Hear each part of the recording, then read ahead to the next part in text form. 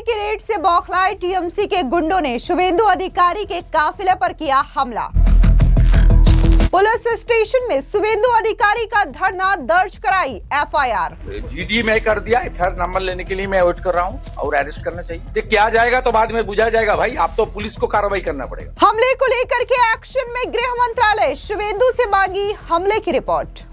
शुवेंदु अधिकारी पर हुए हमले को लेकर के लोगों में फूटा गुस्सा, ममता के खिलाफ किया विरोध प्रदर्शन।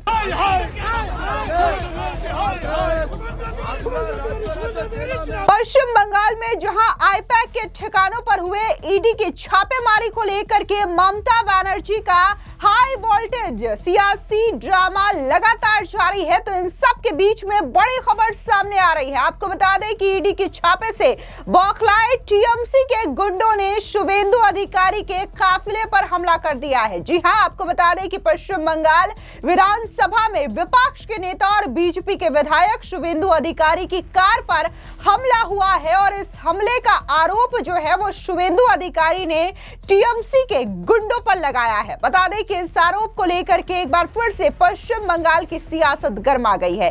केंद्रीय गृह मंत्रालय ने शुवेंदु अधिकारी की कार पर हुए हमले की रिपोर्ट मांगी है। गृह मंत्रालय ने विधानसभा में विपक्ष के नेता शुवेंदु अधिकारी के ऑफिस से यह रिपोर्ट मांगी है। मिली जानकारी के मुताबिक हमले की तस्वीर और वीडियो फुटेज केंद्रीय गृह मंत्रालय को भेजा गया है। इस बीच शुवेंदु अधिकारी की कार पर हमले को लेकर के बीजेपी पूरी तरीके से ममता बनर्जी पर हमलावर है। आपको बता दें कि जहां शुवेंदु अधिकारी के काफिले पर यह हमला हुआ तो उन्होंने इसका video social media site x पर पोस्ट किया।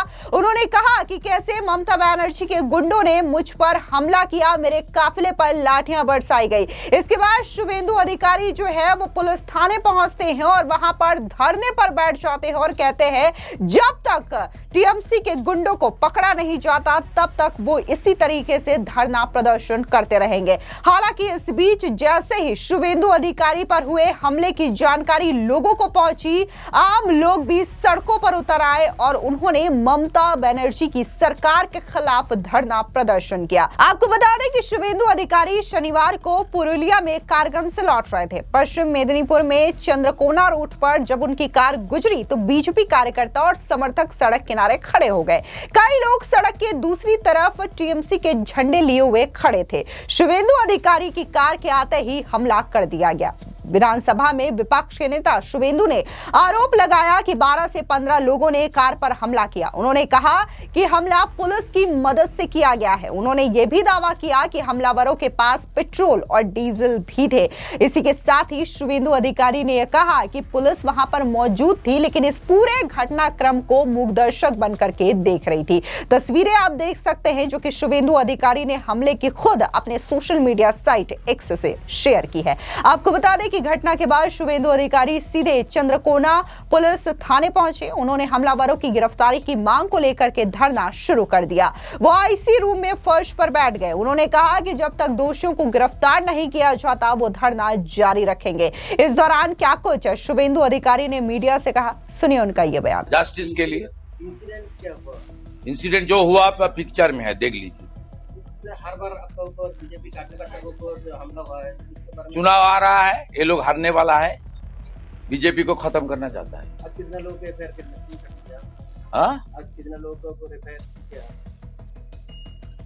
आपने की क्यों जजन जो था उसका पिक्चर में जो है, वीडियो में जो है, 9 आदमी, टीएमसी का युवा मोर्चा का अध्यक्ष देवांजन मंडल, टीएमसी का लेबर यूनियन के लीडर देव कुमार दे, टीएमसी का गुंडा शाहरुख खान,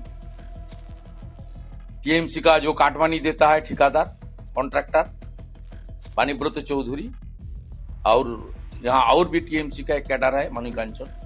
9 नाम था, जो था उसका नाम दिया है। जीडी में कर दिया, एफआईआर नंबर लेने के लिए मैं वेट कर रहा हूँ और अरेस्ट करना चाहिए।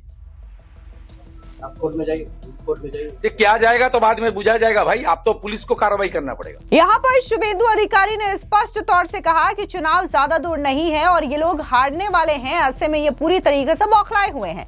टीएमसी के यूथ विंग के प्रेसिडेंट, टीएमसी लेबर यूनियन के नेता सब वहां मौजूद थे। मैंने उन तमाम लोगों के खिलाफ शिकायत दर्ज करने की अपील की है और उन लोगों की गिरफ्तारी की जाए, ये मेरी मांग है। इस बीच बीजेपी ममता सरकार पर एक बार फिर से हमलावर हो गई है। केंद्रीय मंत्री सुकांता मजूमदार ने कहा कि पश्चिम बंगाल में कानून व्यवस्था की स्थिति बहुत ज्यादा खराब है। सुनिए क्या कुछ सुकांता मजूमदार ने कहा।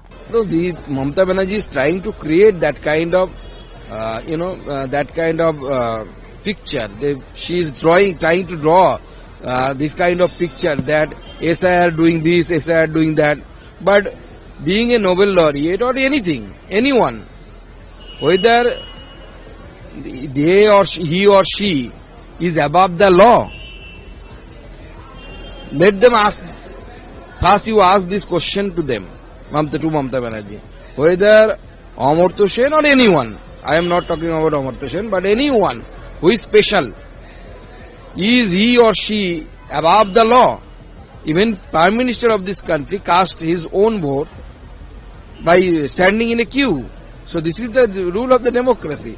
इसके अलावा बीजेपी के प्रदेश अध्यक्ष सामिक भट्टाचार्य का बड़ा बयान भी सामने आया। उन्होंने टीएमसी पर हमला बोलते हुए कहा कि जिस दिन से ममता बनर्जी हारी हैं, उसी दिन से शुभेंदु अधिकारी पर हमले हो रहे हैं। आपको बता दें कि इसके अलावा बीजेपी के प्रवक्ता प्रदीप भंडारी ने भी सोशल मीडिया साइट पर हमले के इस वीडियो को शेयर किया और कहा कि पश्चिम बंगाल के एलओपी शुभेंदु पर पुरुलिया से लौटते समय टीएमसी के गुंडों ने हमला किया। यह हमला बंगाल पुलिस की मौजूदगी में हुआ राज्य प्रायोजित हिंसा है। शुभेंदु अधिकारी पुलिस थाने के बाहर धरने पर बैठकर कार्रवाई की मांग कर रहे हैं। यह हरकतें बीजेपी को बंगाल के लोगों की आवाज और ज्यादा मजबूती के साथ उठाने के लिए ताकत देती है। इस बीच शुभेंदु अधिकारी की कार पर हमले के विरोध में बीजेपी ने रात में अलग अलग जिलों में विरोध प्रदर्शन शुरू कर दिया। बीजेपी ने बांकुड़ा के लाल बाजार में सड़क जाम करके विरोध प्रदर्शन किया। बांकुड़ा के बीजेपी विधायक और इसी के साथ साथ तमाम जो लोग हैं वो मिलकर के विरोध प्रदर्शन कर रहे हैं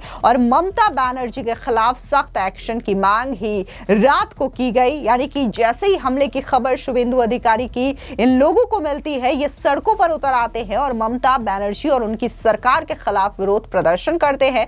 यहां पर यह साफ तौर से दिख रहा है कि कैसे ममता बनर्जी के राज में कानून व्यवस्था पूरी तरीके से पश्चिम बंगाल में ध्वस्त हो गई है। इस बीच केंद्रीय गृह मंत्रालय के कार्यालय के अधिकारियों ने विपक्ष के नेता के ऑफिस से संपर्क किया और पूरी घटना की रिपोर्ट तलब की है। सूचना के मुताबिक हमले की तस्वीर और वीडियो फुटेज जो है वो केंद्रीय गृह मंत्रालय को भेज दिया गया है। इस पूरे मामले को लेकर के अमित शाह सख्त एक्शन के मोड में नजर आ रहे हैं और उन्होंने जिस तरीके से शुभेंदु अधिकारी पर यह हमला हुआ है, इसकी एक एक डिटेल जो है वो मांगी है। हालांकि ये कोई नया मामला नहीं है जब शुभेंदु अधिकारी पर इस तरीके से हमले हुए हो। इससे पहले भी कई दफा तस्वीरें सामने आई है जब शुभेंदु अधिकारी के काफिले पर हमला किया गया हो। इसके अलावा कई सारी तस्वीरें सामने आई जहां पर जेपी नड्डा के काफिले पर भी हमले की कोशिश पश्चिम बंगाल में की गई है। बीजेपी के कई सारे बड़े लीडर्स हैं, जब जब वो पश्चिम बंगाल में गए हैं किसी दौरे के लिए, तो उन पर हमले की कोशिश जो हुई है वो